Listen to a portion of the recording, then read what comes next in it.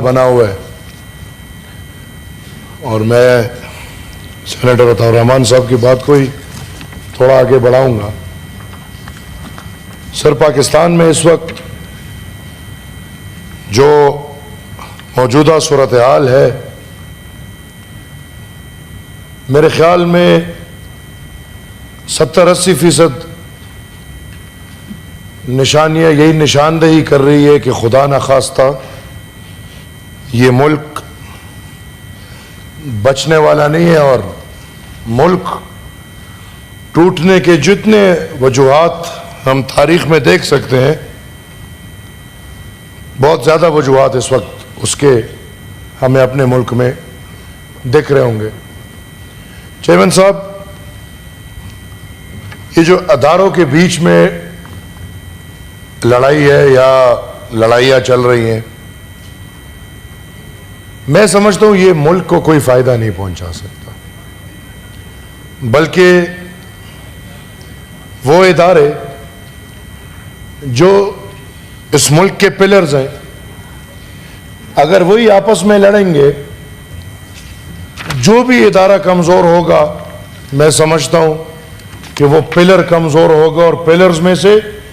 ایک بھی پلر اگر کمزور ہوتا ہے تو چھت گرتی ہے. ایسا نہیں ہو سکتا کہ وہ چھت ہوا میں کھڑی رہ جائے گی.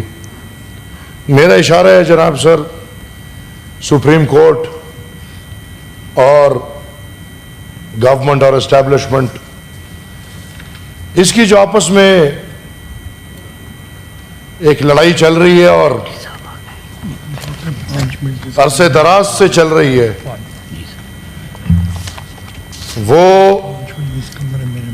اس سسٹم کو بھی سبوٹاج کر رہی ہے. اور بدقسمتی سے سر، اس لڑائی کی وجہ سے ہم نے یہ دیکھا، بلکہ یہ مثال پاکستان میں بن گئے کہ سپریم کورٹ کے فیصلے آتے ہیں پر ان فیصلوں پہ عمل نہیں ہوتا. میں نہیں سمجھ سکتا کہ کسی اور ملک میں یہ ممکن ہے کہ سب سے بڑی عدالت فیصلہ کرے گی اور اس کے فیصلے پہ عمل نہیں ہوگا، کیونکہ وہ فیصلہ حکومت یا ریاست کو قابل قبول نہیں ہوگا. ہم نے دیکھا سپریم کورٹ نے الیکشن کی تاریخ دی، ٹھیک یا غلط وہ بحث بعد کی بات ہے، لیکن اس تاریخ پہ الیکشنز نہیں ہوتے. ہم نے دیکھا سپریم کورٹ نے ریزرو سیٹس کی بات کی، ٹھیک یا غلط وہ الگ بات ہے، لیکن اس پہ عمل نہیں ہوتا کیونکہ وہ فیصلہ ریاست پاکستان کو قابل قبول نہیں ہے. اور ہم یہ دیکھ رہے ہیں کہ سینٹ میں پختونخوا سے 9 یا 10 سینیٹرز جن کا حق بنتا ہے وہ نہیں آئے، 11 ان کا حق بنتا ہے وہ نہیں ہے، ہمارے بیچ موجود نہیں ہے، جو اس ٹرم کے 11 سینیٹرز اور پختونخوا ایک پورے صوبے کا مینڈیٹ. اب کون غلط ہے کون صحیح ہے وہ بحث بات کی بات ہے، لیکن میں سر یہ سمجھتا ہوں کہ یہ اداروں کے بیچ کا جو تصادم ہے، یہ ادارے کو کمزور کر رہے ہیں. سپریم کورٹ اس تصادم کی بنیاد پہ کوشش شاید کر رہی ہے کہ اسٹیبلشمنٹ کمزور ہو جائے یا حکومت کمزور ہو جائے، اور اسٹیبلشمنٹ اور حکومت یہ کوشش کر رہی ہے کہ سپریم کورٹ کمزور ہو جائے. بدقسمتی سے یہ جو بھی کمزور ہوگا پاکستان کے لیے نقصان ہے، اور سر یہ پینیٹریٹ ہو رہا ہے. مولانا صاحب نے بات کی، سر پختونخوا پہ ہمیں اب وقت آ گیا ہے کہ پختونخوا پہ ہم بہت کلوز نظر دورائیں، اور اگر نہیں دوراتے تو میں یہ سمجھتا ہوں کہ پختونخوا صرف ایک اینگل سے نہیں سر، کافی اینگل سے ایسے پھنس رہا ہے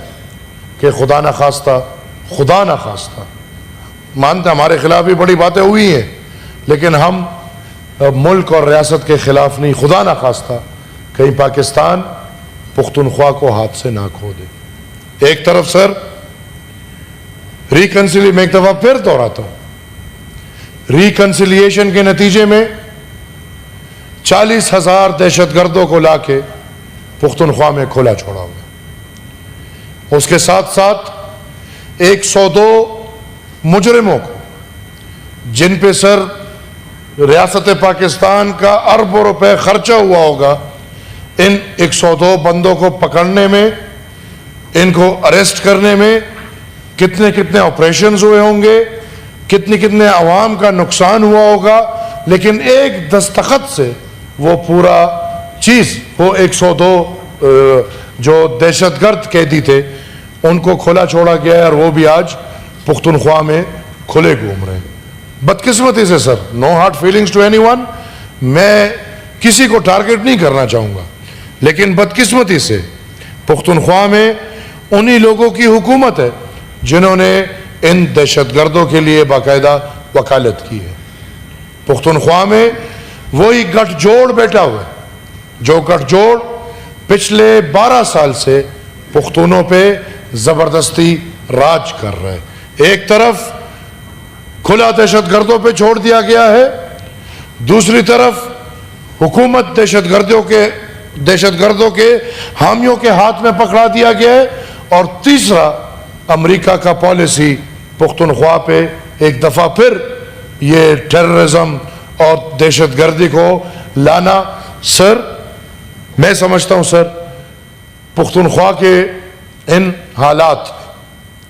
ہمیں کوئی خصوصی, یا تو آپ ایک اجلاس رکھ لیں جس پہ ان حالات پہ سر خصوصی بحث ہو, اور پختونخوا کے ساتھ میں بلوچستان پہ بھی یہی چاہوں گا, کیونکہ سر یہ دونوں صوبے بدقسمتی سے پاکستان ان کے ساتھ سوتیلے ماں کا سلوک کرتا ہے. میری یہ گزارش ہوگی کہ پختونخوا اور بلوچستان پہ اگر خاص اجلاس بلایا جائے, اور جو حالات ہے خدا نخواستہ ہم نہیں چاہتے کہ پاکستان کو تکلیف پہنچے, خدا نخواستہ ہم نہیں چاہتے کہ پاکستان مزید ٹوٹے یا پاکستان کو ذرے بھر کا نقصان پہنچے. ہم چاہتے ہیں کہ سنجیدگی سے بات ہو, ہم چاہتے ہیں سیاسی ڈائیلاگز ہوتے رہیں گے, ہم ایک کو برا بولیں گے, کوئی ہمیں برا بولے گا, کوئی نواز شریف صاحب کوئی بات کرے گا, کوئی عمران خان کی بات کرے گا, کوئی زرداری صاحب, وہ چلتے رہیں گے. لیکن اس ملک کی خاطر ہمیں چاہیے کہ ہم ایک کردار ادا کریں. جو ادارے آپس میں لڑے ہوئے ہیں ان کی لڑائی ختم کرنا, میں سمجھتا ہوں یہی پارلیمان یا نیشنل اسمبلی ہے جو یہ کردار ادا کر سکتے ہیں کہ پاکستان کے سارے پلرز کو یکجا کر کے رکھے. اور میں سمجھتا ہوں کہ اگر ہم نے یہ اقدامات نہ اٹھائے تو خدا نخواستہ ہم شاید بلوچستان اور پختونخوا کو کھو دیں. سر میں ایک ریکویسٹ کروں گا, ہم جتنے بھی یہ پارلیمنٹری لیڈرز بیٹھے ہیں, ہمیں چاہیے کہ ہم اس فلور اور اس ہاؤس کا تقدس رکھیں. اگر میرے ساتھ 2 NP کے ممبرز ہیں, اگر میں اس ہاؤس کا تقدس رکھوں گا, میرے ممبرز رکھیں گے. ہم سب پارلیمنٹری لیڈرز اسی لیے بیٹھے ہیں کہ ہم اپنے تمام پارٹی ممبرز کے ذمہ وار ہیں. بدقسمتی سے سر اس ہاؤس میں جو الفاظ اس دن استعمال ہوئے, آپ نے ٹھیک کیا, آپ نے فیصلہ کیا, لیکن شاید ہمارے پختونوں میں دیرے ہوتے ہیں جہاں عورتیں نہیں ہوتی, ادھر بھی شاید ایسے الفاظ نہ استعمال ہوں. میں چاہوں گا سر, میں تمام پارلیمنٹری لیڈر سے یہ ریکویسٹ کروں گا کہ اپنے پارٹی ممبرز کو کم سے کم اتنا سمجھائیں کہ یہ فلور اور اس فلور کی ہر بات پورے پاکستان کو سنائی دیتا ہے. بچے, بوڑھے, جوان, عورتیں, نر, سب یہ باتیں سنتے ہیں. ہمیں وہ الفاظ اور وہ باتیں کرنی چاہیے جو ہم اپنے گھر میں اپنی بہنوں کے سامنے کر سکیں, اپنی بچیوں کے سامنے کر سکیں, اپنی ماؤں کے سامنے کر سکیں. سر احتجاج کی بات ہوئی, حسن ہے, سیاست کا حسن احتجاج, بالکل, اور احتجاج کی اجازت ہر کسی کو ہونی چاہیے, میرے خیال میں اس میں کوئی دو رائے نہیں. اب یہاں بدقسمتی یہ ہے کہ ہم تو بلیم گیم چل رہی ہے, ہم بیٹھے ہوئے, وہ بلیم گیم ہو رہا تھا, ادھر سوال جواب ہو رہے تھے, ایک نے کہا کہ ہمارے ساتھ برا ہوا, دوسرے نے کہا کہ نہیں آپ نے ہمارے ساتھ برا کیا تھا. سر میں یہ سمجھتا ہوں کہ برا کرنے والے اور لوگ ہیں,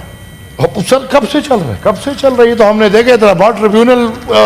ہمارے تاریخ کے حصے ہیں، بڑا بڑا کچھ ہے سر. ہم ہو گئے، آپ ہو گئے، ہم تو وہ لوگ ہیں جو